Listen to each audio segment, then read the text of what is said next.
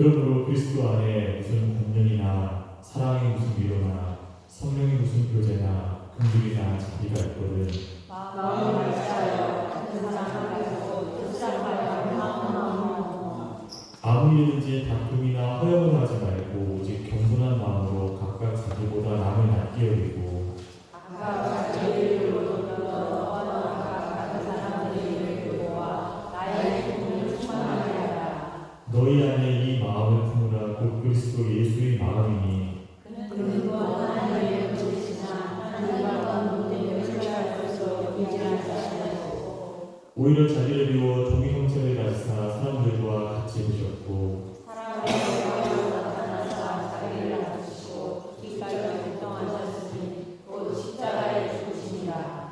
이러므로 하나님이 그를 지극히 높여 모든 이름 위에 뛰어난 이름을 주사 하늘에 있는 자들과 땅에 있는 자들과 땅 아래에 있는 자들로 모든 무릎을 예수의 이름에 꿇게 하셨고 함께 읽겠습니다. 모든 입으로 예수 그리스도를 주라 시인하여 하나님 아버지께 영광을 돌리게 하시느니라. 아멘. 사막을 지나가던 한 경비행기가 폭풍을 만나서 추락하게 되었습니다. 그 경비행기 안에는 한 유능한 사업가의 아들이 타고 있었죠. 수색대가 며칠 만에 비행기 잔해를 발견할 수 있었지만 이 아들의 시신은 발견하지 못했습니다. 그 사업가는 일단 자신의 아들이 살아있다고 생각하고 먼저 하나님께 눈물로 기도를 드렸습니다. 하나님, 제 아들이 살았는지 살았으면 어디에 있는지 저는 알 수 없습니다. 지금 이 순간 저와 제 아들을 도와주십시오. 기도를 끝낸 후 그는 아들을 위해 수만 장의 전단을 사막에 뿌리기로 했습니다. 그때 어떤 사람이 이 사업가에게 조언하기를 지금 이 아이는 부모로부터 가정으로부터 격리되어 있기 때문에 고독감을 가장 많이 느끼고 있을 것입니다 라고 조언해 줬습니다. 그래서 사업가는 내 아들아, 아빠는 너를 사랑한다. 이 문장만을 딱 적어서 전단에 뿌리게 됐습니다. 며칠 후에 극적으로 구조된 아들은 아버지에게 달려와 안기며 이렇게 말했습니다. 아빠, 제가 사막에서 물을 마시지 못해 탈진했을 때 그 전단지를 보게 되었어요. 그래서 저는 아빠가 나를 사랑한다. 그렇다면 아빠는 반드시 나를 찾아올 것이다. 용기를 가지고 버티자 라고 다짐하면서 힘을 낼 수 있었어요.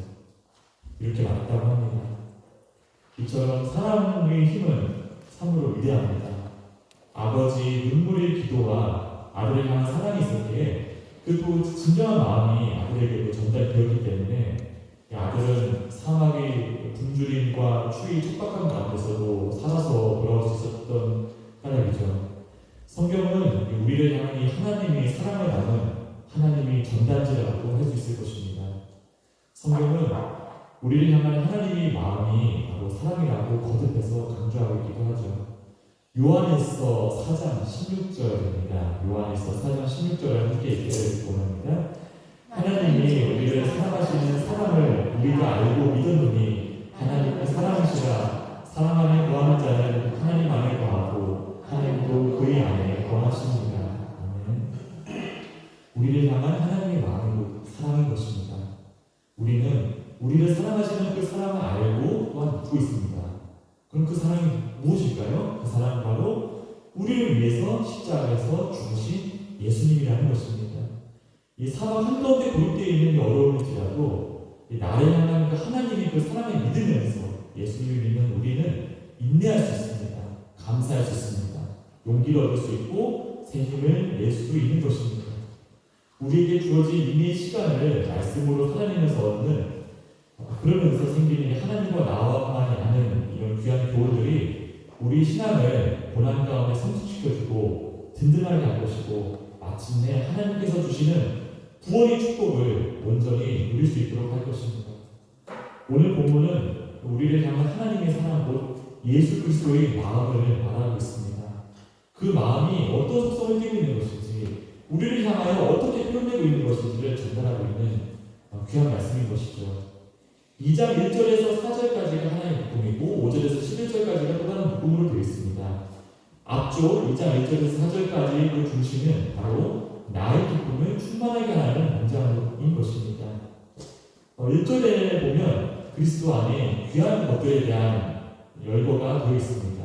1절에 나오는 권면과 위로, 교제, 그리고 긍휼과 자비라는 이 단어들의 뜻을 한번 자세히 살펴보기 원합니다. 이 권면과 위로가 굉장히 비슷한 의미를 지니고 있습니다. 한글로 이렇게 번역하면 조금 약간 어감이 다르긴 하지만 원어로는 이제 파라크레시스랑 파라시온이라고 되어 있는데 일전에 성령님에 대해서 제가 설교를 드릴 때 이제 위로, 권면, 간구가 이제 파라카레오라는 같은 단어에서 비롯됐다고 말씀드린 적이 떠오릅니다. 권면, 위로, 간구, 그리고 성령이 파라칼레오, 가까이로 누군가 이렇게 부르다는 단어에서 나온 것을 이렇게 기억하면서 이 권면과 위로가 성도 간이 정말 사랑 어린 대화이구나라고 받아들일 수 있다는 점을 우리가 볼 수 있게 됩니다. 바울은 사도행전 16장에서 정말 죽동매를 맞고 옥에 갇히면서까지 복음을 전했는데 그 복음을 전한 장소가 바로 오늘 이 빌립보 교회인 것이죠. 이 빌립보 교회 가운데서도 우리 꿈을 이루는 교회와 마찬가지로 성령님께서 함께 하시기 때문에 교회 안에 성도들 간에 이런 따뜻한 권면과 위로의 말씀들이 있었던 것입니다. 힘들고 어려운 일이 있어도 서로를 향해 밝게 웃어주고 이렇게 인사를 나누는 것이 우리 마음속에 우리가 표현하지 못하지만 얼마나 큰 위로와 힘이 되는지 모릅니다. 그리고 이어서 성령의 교제, 코이노니아가 나옵니다. 이것은 예수님을 믿는 우리가 믿음 안의 형제 자매로서 이 믿음 안에서 서로를 이해하고 귀 기울이고 또한 격려함을 통해서 나누는 평안과 기쁨을 의미하고 있습니다. 그 다음에는 긍휼과 자비라는 단어가 등장합니다. 여기서 이 긍휼이라는 단어가 원어에 보면 바로 신장, 내장을 의미하는 단어와 어원이 같습니다. 빌립보서 1장 8절에 보면 바울은 빌립보 교인들을 예수 그리스도의 신장으로 사모하고 있다고 말씀을 하고 있는데 거기서 나오는 그 신장과 오늘 말씀이 긍휼이 스프랑크나라는 같은 어원으로 되어 있습니다. 우리를 향해서 정말 박동하시는 그 예수님의 신장 소리를 상상해 보십시오. 이것이 우리를 향한 주님의 마음, 주님의 긍휼인 것입니다. 이렇게 말씀을 등장하는 의미들을 하나씩 찬찬히 묵상해 볼 때 우리를 향한 주님의 마음이 그 진실함이 얼마나 깊고 놀라운 것인지 우리는 마음속에 그려볼 수 있게 되는 것이죠. 끝으로 자비는 구약에서 하나님의 성품을 나타내는 대표적인 단어입니다. 모세가 하나님께 십계명을 받았는데 이스라엘 백성이 범죄하고 있어서 십계명 돌판을 깨뜨린 적이 있습니다. 그래서 하나님께서 다시 이스라엘 백성을 용서해 주시면서 모세가 다시 산에 올라가서 십계명 돌판을 다시 받아오는데 거기 출애굽기 34장 6절에서 자비하고 은혜로우신 하나님이라는 언급이 나오고 있습니다. 또 시편 111편 4절에서는 여호와는 은혜롭고 자비하시도다라는 말씀이 또 나와 있고요. 오늘 또 저희가 함께 읽을 말씀은 신명기 4장 31절입니다. 한번 이 말씀을 함께 읽어보겠습니다. 신명기 4장 31절입니다. 내 하나님 여호와는 자비하신 하나님이시다. 그가 너를 버리지 아니하시며 너를 멸하지 아니하시며 내 열조에게 맹세하신 언약을 잊지 아니하시리라. 아멘. 이 자비를 히브리어로 라훔이라고 합니다. 이 라훔은 성경에서 사랑을 수식하는 단어는 한 번도 사용되지 않습니다. 자비한 다윗, 자비한 아무개 이런 식으로는 절대 사용되지 않죠. 이 단어는 오직 하나님만을 수식하는 단어인 것입니다. 엘 라훔 하면은 바로 자비하신 하나님이 있는 것입니다. 근데 이 라훔은 바로 여성의 자궁, 낙함을 또 어원으로 하고 있습니다. 자녀를 폐에 품어 키우고 정말 아이야 잘 자라거라를 축복하면서 보호하듯이 하나님은 그만큼의 깊은 마음으로 우리 성도들을 사랑하신다는 그 표현이 바로 우리가 성경을 통해 만나는 그 자비라는 단어의 어항인 것입니다.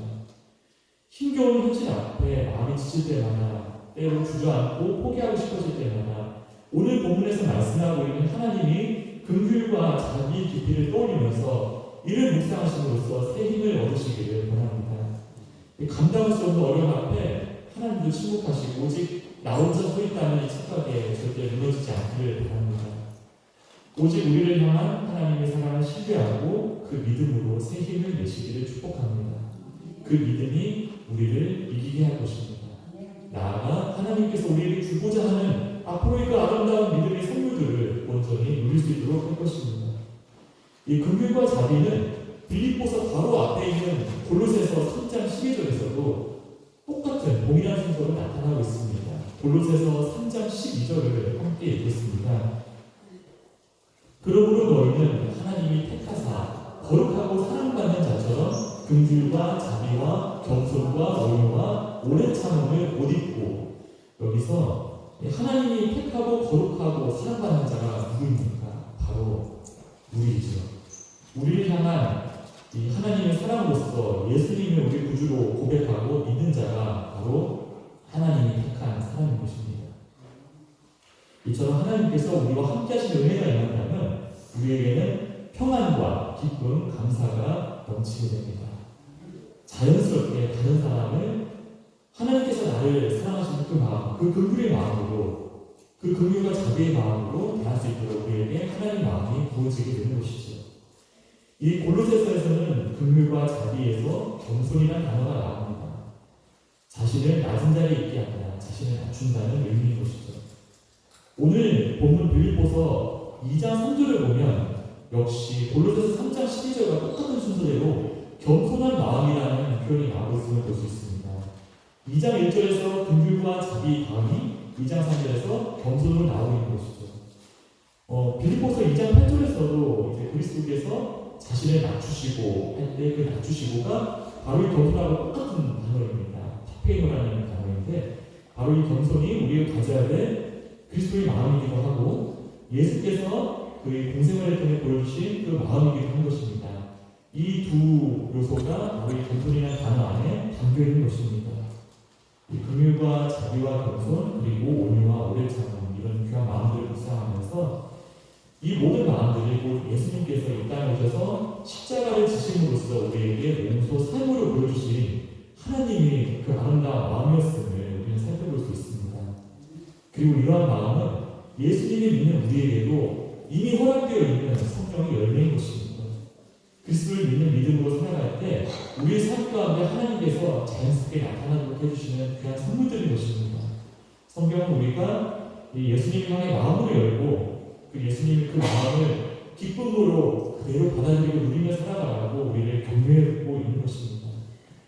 이 오늘 본문 1절이 끝을 보면은 있거든이라는 어떤 조건적 표현이 나옵니다. 이것은 만약 이런 것이 있다면 이란 가정이 아닙니다.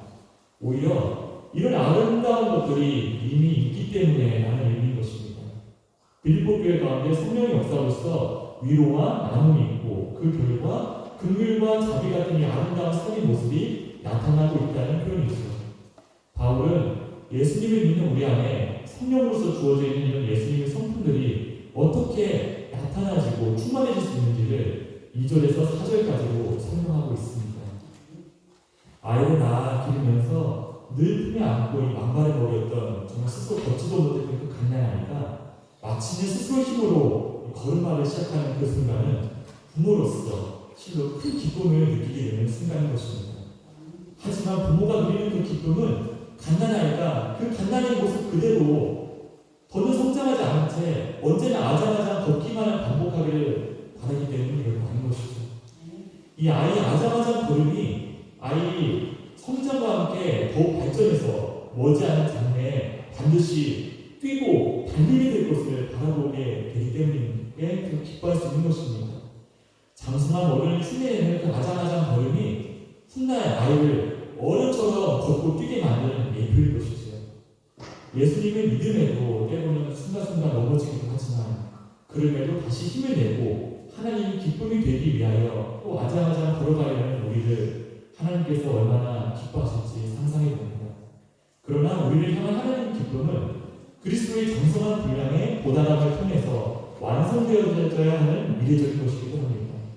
이 빌립보 교회를 개척한 목회자로서 바울은 성도들에게 나의 기쁨을 충만하게 하라고 당부하고 있습니다. 영어 성경과 헬라 성경을 조금 살펴보니까 이 문장은 나의 기쁨을 완성하여 주십시오라는 뜻이었습니다. 아이가 장성하여 걷고 뛸 때 비로소 부모의 기쁨이 완성이 되듯이 이 그리스도의 마음을 품으라는 오늘 본문의 권면은 곧 우리를 향한 주님이 부탁이기도 한 것입니다.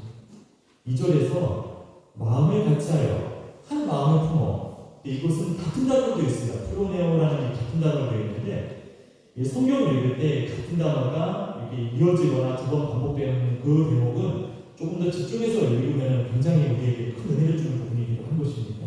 이 프로네오라는 것은 생각하다라는 뜻을 갖고 있고 빌립보서 안에서 7번이나 반복해서 등장하고 있는 단어이기도 합니다. 이 단어는 오늘 본문에서도 5절에서 너희 안에 이 마음을 품으라는 대목에서 다시 사용됩니다. 1절에서 4절까지 빌립보의 성도를 향한 권면이 있고 또 5절 이하에 나오는 우리 모범이 되신 그리스도의 모습에 대한 설명이 이 프로네오라는 단어로 통해서 이렇게 연결이 되어지고 있는 것이죠. 이처럼 우리는 예수님의 마음을 닮아갈 것을 늘 생각해야 됩니다. 서툴지라도 때로는 흔들리며 넘어질지라도 그래서 나는 이것밖에 안 되는구나 라는 자책감에 사로잡힐지라도 빨리 털어내고 다시 주님 앞에 서야 하는 것이죠.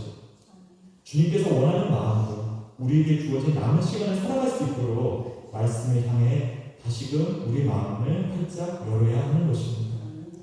하나님께서는 우리를 향한 그 당신의 마음을 닮아가기를 원하시고 우리 각자가 주님을 향하여 마음을 열고 그를 닮아가는 것을 계속함으로써 믿음 안에서 우리가 하나가 되기를 원하고 계십니다. 우리가 말씀을 향해 그리고 말씀이 지구하고 있는 예수님을 향해서 마음을 열 때 그러면서 하나님의 뜻이 나의 삶 가운데 아름답게 이루어질 것입니다. 믿음으로 고백하면서 나아갈 때 하나님의 축복을 그리고 그 축복을 넉넉히 누릴 수 있는 그리스도의 마음, 그리스도의 성품은 우리의 속사람 가운데 반드시 이루어지게 될 것입니다. 바퀴 사진 한번 띄워주시겠어요? 네. 제가 준비한 이 사진은 바퀴벌레 사진이 아니고 오늘 박물관에 전시된 수레바퀴입니다. 우리 각자가 이 바퀴를 지탱하고 있는 이 바퀴살이라고 생각해 봅시다. 한 마음이 되라는 오늘 말씀의 권면에 따라서 우리는 이렇게 서로를 만나기를 원하는 것이죠. 근데 어떻게 하면 우리가 이렇게 만나게 될 수 있을까요? 이 바퀴살들이 하나로 만날 수 있는 방법은 바로 바퀴 중심을 향하는 것에 있습니다.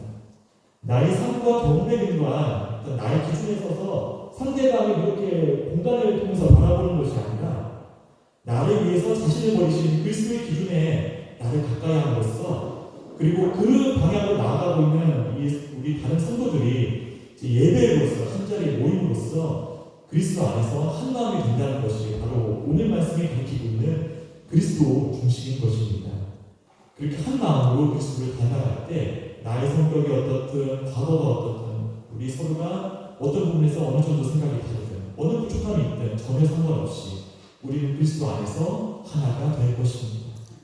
나의 판단과 지혜보다 나를 향한 하나님의 사랑을 신뢰함으로써 자기 자신보다 그리스도를 낮게 여길 때 우리는 자연스럽게 나보다 남을 낮게 여길 수 있게 될 것입니다. 그런 점에서 3절의 다툼과 허영은 그리스도의 마음과는 대조되는 단어입니다. 이 허영, 이 케노독시아라고 되어 있는데 이것은 텅 빈 영광이라는 뜻입니다. 케노는 비우다는 뜻이고 독시아는 영광이 가르치죠. 갈라디아서 5장 26절을 함께 읽어볼까요? 헛된 영광을 구하여 서로 격동하고 서로 투기하지 말지니라. 여기서 오늘 본문이 허영, 케노도시스가 헛된 영광으로서 사용되고 있습니다. 이 그리스도의 사랑 없이 달려가는 나의 목표, 나의 만족, 나만의 성취, 그리고 이를 관철하기 위해서 생기는 자연스러운 다툼은 결국 아무것도 남지 않은 텅 빈 껍데기가 된다는 것을 성경이 말씀하는 것입니다. 내 삶이 어떤 문제적 상황을 개선하기 위해서 무언가 나와 내 주변에 대한 중요한 일을 결정하기 전에 우리가 마음속 온갖 생각들을 과감히 내려놓고 반드시 주님 앞에 기도로 무릎 꿇어야 할 이유가 여기 있습니다. 나의 지혜로, 나의 수고로, 나의 깨달음이나 능력으로 이룬 나의 성취가 아니라 주님을 의지하여 주님이 주시는 마음으로 그것으로 살아가면서 이루어지는 주님으로부터의 선물, 이것이 주님께서 우리에게 주시고자 하는 축복의 삶, 온전히 주님을 고백하는 삶, 그리스도의 겸손한 마음으로 살아가는 삶의 고백인 줄을 믿습니다. 2장 3절이 겸손한 마음은 타페이노 프로시네로서 비천, 나 자신을 뜻하는 타페이노스랑 생각, 마음을 뜻하는 프로시네가 합쳐져서 만들어진 단어입니다. 사실 이 타페이노스라는 단어는 겸손보다는 좀 부끄러움, 수치, 불효 이런 정말 부끄러운 이런 뉘앙스가 굉장히 강한 표현입니다. 이 사도 바울이 살던 그 당시 시대 때는 언제나 부정적인 윤리로서 사용됐고 당장 극복해야 매우 불리한 상황을 가리키는 그런 단어이기도 했습니다. 성경에서도 그 대표적인 예를 찾아볼 수 있는데 바로 빌립보서 3장 21절입니다. 빌립보서 3장 21절을 함께 읽겠습니다. 3장 21절입니다. 빌립보서 3장 21절 네.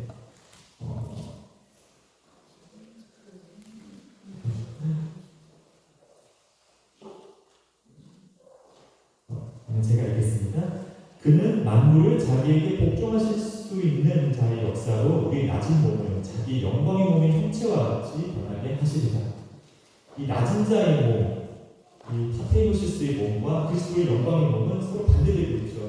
낮은 몸이 바로 이 수치스럽고 부끄러운 어떤 상태를 가리키기보다는 영광의 몸은 아름답고 궁극적인 것이죠. 근데 예수님께서는 하나님의 본체이시면서도 이 낮은 자의 몸으로 곧 이 종의 형체로 사람과 같이 되셨다고 오늘 본문은 증거하고 있습니다. 자기를 낮추시고 십자가에 죽기까지 복종하셨다는 것이죠. 하나님의 본체로서 전적으로 이루어진 분이 우리를 위해서 자발적인 고난을 당함으로써 우리가 그 안에서 구원과 평강을 얻도록 그리고 그의 마음을 얻을 수 있도록 하나님의 사랑을 보여주신 것입니다. 이사야서 52장 13절에서 53장 12절까지는 고난받는 종의 노래가 나옵니다. 예수께서 이 땅에 오셔서 어떤 삶을 살아내심으로써 하나님께 영광을 돌릴 수 있는지가 800년 전에 예언이 되는 바로 놀라운 말씀인 것이죠. 이사야서 53장 5절을 같이 읽겠습니다. 네, 이제 띄워주시면 되겠습니다. 그가 찔림은 우리의 허물 때문이요 그가 상함은 우리의 죄악 때문이라. 그가 징계를 받음으로 우리는 평안을 누리고 그가 채찍에 맞음으로 우리는 나음을 받았다. 사도행전 8장 32절에서 33절을 보면은 이제 에티오피아의 국보를 맡은 내시가 바로 이 선지자 이사야의 고난받는 종이 노래에 해당되는 대목을 읽고 그 뜻을 몰라서 헤매고 있었는데 빌립이 이 글에서부터 시작해서 그에게 예수를 전한 이야기가 나오고 있습니다. 예수께서 이처럼 스스로를 낮아지신 이런 사건이 바로 우리 그리스도인들에게는 자랑이 되고 복음 전파의 단서가 되는 것이죠. 예수님께서 이처럼 스스로 낮아지심으로써의 감당하신 고난의 이유에 대해서 마가복음 10장 45절에서는 이렇게 말씀하고 있습니다. 인자가 온 것은 섬김을 받으려 함이 아니라 도리어 섬기려 하고 자기 목숨을 많은 사람이 대속물로 주려 합니다. 예수의 섬김, 그 섬김이 무엇인지가 이 말씀 한 구절에 나와 있는 것이죠. 예수의 섬김과 우리를 위한 그 죽음은 이 말씀에서 하나의 묶음이 이루고 있는 것입니다. 자기를 내어주어서 죽기 위한 것이 바로 너희를 향한 나의 섬김이라는 의미인 것이죠. 예수님이라는 존재와 이 십자가 죽음은 바로 우리를 향한 하나님의 사랑이자 섬김의 표현인 것입니다. 그러므로 우리를 위해서 낮아져서 고난을 받으신 예수님의 모습은 수치와 부끄러움이 아니라 우리에게 주신 놀라운 구원의 선물이 되는 것이고 때문에 우리가 본받아야 될 아름다운 미덕이 되는 것입니다. 성경에서 말씀하는 겸손한 마음은 바로 우리를 향한 하나님의 사랑, 곧 예수님이 십자가 섬김을 본받는 것이 되는 것입니다. 요한복음 13장 3절에서 17절을 보면 예수님께서 제자들이 발을 씻기는 장면을 볼 수 있습니다. 예수님께서 발을 씻기는 사진을 띄워주실 수 있으면 좋겠습니다. 근데 이 장면과 오늘 본문 빌립보서 2장 6절에서부터 11절까지가 참으로 놀랍도록 닮아있음을 보게 됩니다. 요한복음 13장 4절에서 예수님께서는 자리에서 일어나서 겉옷을 벗으시는데 빌립보서 2장 7절에 이 자기를 비운다, 키노시스라는 이 대목의 원어는 의복을 벗는다는 의미로도 번역이 될 수 있습니다.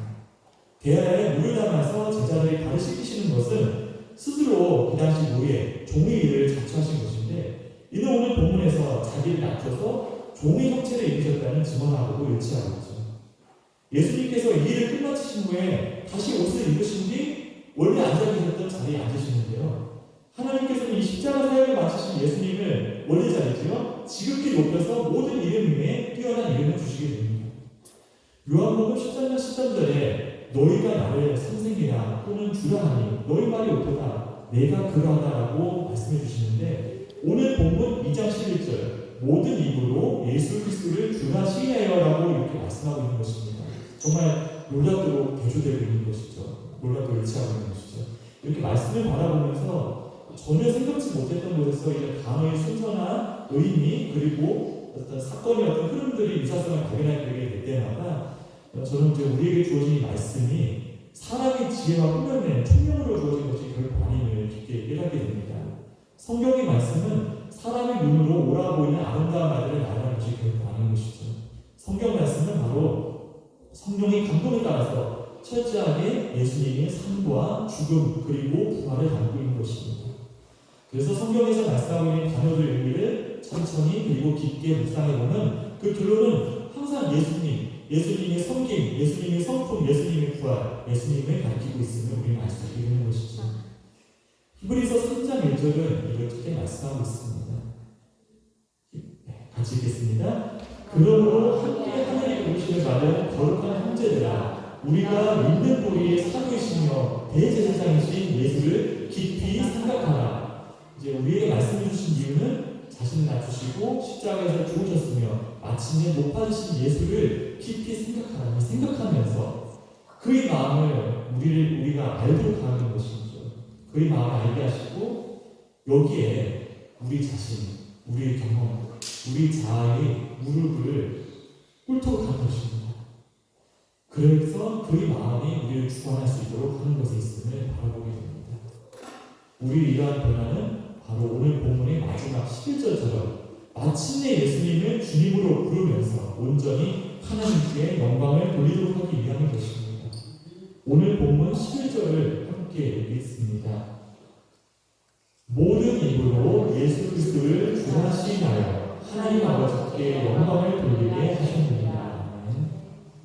이 주라 시인하여 엑스 호몰로기오 이 표현은 바울 당시에 주로 법정이나 정치적인 어떤 자리에서 어떤 정치적 법정 용어로서 사용됐던 표현입니다. 무언가를 공적으로 어떤 사람이 공적으로 인정해주거나 무언가에 의해 증언하다는 어떤 그런 표현에서 바로 시인하다는 단어가 사용되기 때문인데요. 보통 이제 전장에서 한복선언이나 권력자 앞에서 이렇게 머리를 이렇게 공손하게 조아리는 행동이 이 단어로서 기록되어 있다고 합니다. 오늘날 같으면 선거에서 제 후보가 이제 상대방이 이제 대통령이 됐음을 공식적으로 인정하는 어떤 해외 인정 연설 같은 그런 것과 뉘앙스가 같은 것입니다. 그런데 이 단어는 구약성경 이제 그리스 헬라어 70인역에서 찬양과 감사 대신에 사용되기도 합니다. 예수님을 주님으로 시인하는 것은 바로 하나님께 드리는 감사인 것이죠.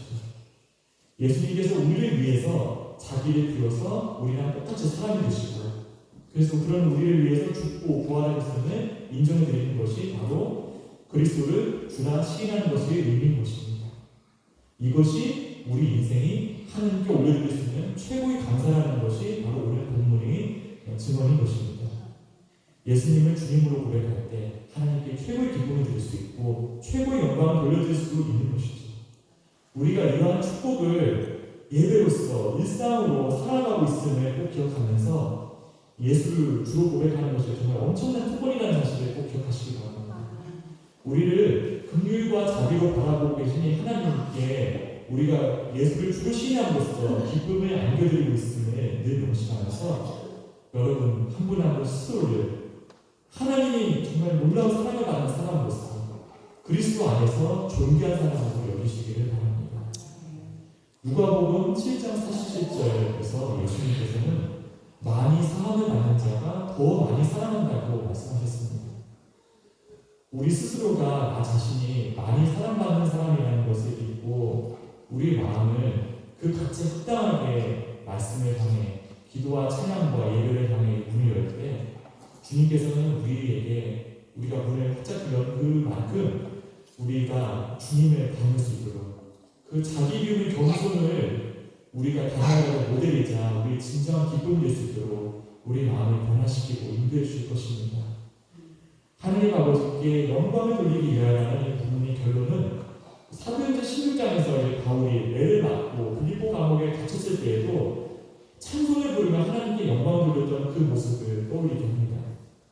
빌립보서 또한 옥중 서신으로서 이제 바울이 사역의 끝자락에서 로마 감옥에 갇혔을 때 작성했던 편지인 것입니다. 바울은 이 고난 가운데서도 빌립보 감옥에 갇혔을 때랑 동일한 자세로 하나님께 영광을 돌리고 있는 것이죠. 바울은 고난 가운데서도 하나님께 영광을 돌려드리는 이 자신과 같이 빌립보 교회 성도들 또한 기쁨으로 주님께 영광을 돌려드릴 것을 원하고 있는 것입니다. 하나님은 그들의 간절함과 열심이 이처럼 자기를 온전히 비워 사랑을 섬기고 하나님께 영광을 돌리는 그리스도 예수의 마음을 더럽힌 바 되어서 더욱 끊임없는 충만한 기쁨이 되도록 하기 위해서 이 주님의 사도인 바울은 이 편지, 이 기쁨의 편지를 빌립보 교회 성도들에게 그리고 오늘 우리에게 보내고 있는 것입니다. 한편으로 예수님 또한 그 진이신 마음의 태도, 하나님과 동등함을 취할 것을 여기지 아니하시고 자신을 비우시고 낮추신 그 태도를 죽음에서 부활하신 뒤 목숨을 받으신 후에도 그대로 유지하고 계신 것을 오늘 본문 말씀을 통해서 우리는 알 수 있습니다. 성부 하나님은 성자 예수님을 지극히 영광스럽게 하시지만 그 모든 영광을 궁극적으로 아버지께 돌리시는 이 성자의 겸손을 오늘 본문은 증거하고 있는 것이죠. 우리 삶에서 주어지는 기쁜 소식들, 놀라운 결과들, 돌파들, 그리고 감사한 일상의 이 모든 것은 정말 이 감사한 일상들을 바라보면서 이 모든 것이 주님이 은혜입니다라고 진심으로 하나님께 영광을 돌려드릴 수 있는 우리가 될 수 있기를 원합니다. 내가 한 것이 없으며 하나님께서 하게 하셨습니다. 다시 처음으로 돌아간다면 도저히 할 수 없는 일을 하나님께서 이루시고 완성하게 하셨습니다. 그리고 앞으로도 그렇게 해주실 것을 나는 믿습니다. 이러한 믿음과 기대로 우리를 향한 하나님의 사랑, 예수님의 십자가를 기쁨으로 바라보게 되시기를 축복합니다. 성경의 마지막 책 요한계시록 4장에서 하늘나라의 예배가 나옵니다. 거기에서 이제 24장로들이 자기의 관을 보좌 앞에 드리는 그 장면을 떠올리게 되는데요. 구약과 신약 성도들의 대표적인 24장로들에게 하나님께서 부여주신 그 영광을 도로 하나님께 돌려드리는 모습을 볼 수 있는 것입니다. 그렇다고 하나님께서 24장로에게 친히 보여주신 그 놀라운 영광이 없어질까요? 아닙니다. 온전히 하나님께 영광을 돌려드릴 때 그들에게 주어진 영광도 비로소 완전해지는 것입니다. 이것이 예수께서 겸손이라는 놀라운 덕목을 우리에게 본 보여주신 이유인 것입니다. 우리 또한 그렇게 하나님께 영광을 돌림으로써 그리고 서로를 하나님의 마음으로 대함으로써 우리에게 하나님께서 주어주신 은혜와 감사가 완전할 수 있도록 기쁨으로 살라는 지혜인 것이죠. 자발적인 자기 비움, 자발적인 복종, 그리고 인내, 그리고 하나님께 영광을 돌림으로써 충만한 기쁨, 이러한 겸손으로 인한 열매들이 영원토록 기쁨과 감사로서 지속되는 것이 곧 하나님 나라인 것입니다. 이러한 하나님 나라가 꿈을 이루는 우리 가운데 그리고 여기 자리에 모이신 모든 성도의 삶 가운데 하나님의 사랑으로 임하기를 기도하겠습니다. 끝으로 나눌 찬양은 주님 마음 내게 주소서라는 찬양입니다. 오늘 본문은 우리에게 그리스도 예수의 마음을 품을 것을 말씀하고 있습니다. 예수의 마음은 아장아장 걷는 우리를 믿음 안에서 당당히 걷고 뛸 수 있도록 자아도록 합니다. 그럼으로써 하나님께서 예비하신 그 선물을 누릴 수 있도록 합니다. 예수의 마음은 죽기까지 자기를 하나님께 복종하시고 다시 영화로우신 뒤로도 끝까지 하나님께 복종하고 계신 그 주님의 일관된 겸손한 마음을 그대로 우리가 품고 우리에게 주어진 삶을 감사 예배로 살아갈 수 있도록 우리를 인도합니다. 우리를 향한 하나님의 기쁨이 이렇게 완성되어질 수 있도록 우리를 축복하는 것입니다. 우리에게 주님의 마음이 허락되기를 기쁨으로 소원하며 이 찬양을 주님께 올려드립니다.